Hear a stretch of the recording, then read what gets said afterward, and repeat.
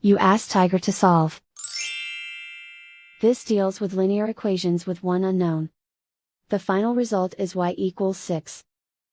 Let's solve it step by step. Simplify the expression. Expand the parentheses.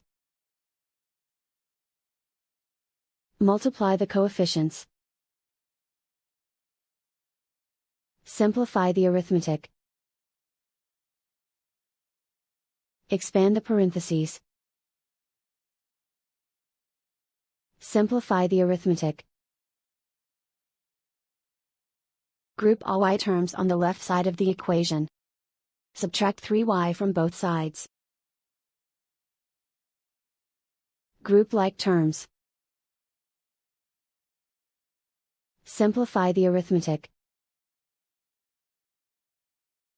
Group like terms. Simplify the arithmetic. Group all constants on the right side of the equation. Add 12 to both sides. Simplify the arithmetic.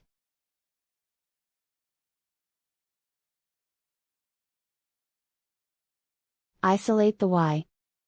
Divide both sides by 5. Simplify the fraction. Find the greatest common factor of the numerator and denominator. Factor out and cancel the greatest common factor. And so the final result is y=6.